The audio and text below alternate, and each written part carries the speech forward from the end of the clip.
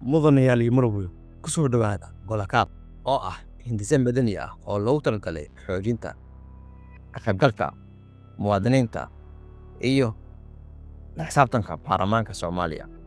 Golakaab wuxuu diiradda saarayaa kordhinta ka qaybgalka dadweynaha kulamada guud ee baarlamaanka, kormeerka guddiyada iyo guud ahaan geeddi-socodka dimuqraadiyadeed. Golakaab wuxuu isku xiraa muwaadiniinta, bulshada rayidka iyo sharci dejiyaasha iyada oo la dhiirigelinaya daahfurnaan, isla xisaabtan dhab ah iyo ka qaybgal ballaaran oo loo dhan yahay, iyada oo loo maraya madasha Golakaab si howlaha baarlamaanka loogu soo jeediyo indhaha dadweynaha, dood xog ogaal ah iyo ka qaybgal wax ku ool ah si muwaadiniinta ula socdaan horumarka sharci dejinta, u qiimeeyaan waxqabadka baarlamaanka, ugana qayb qaataan go'aanada iyo sharciyada saameeya maanta iyo mustaqbalka Soomaaliya.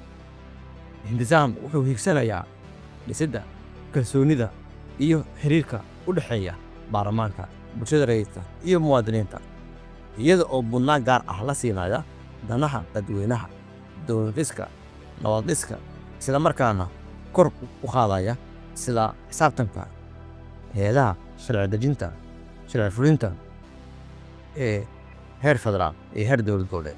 Waa mahadsantihiin.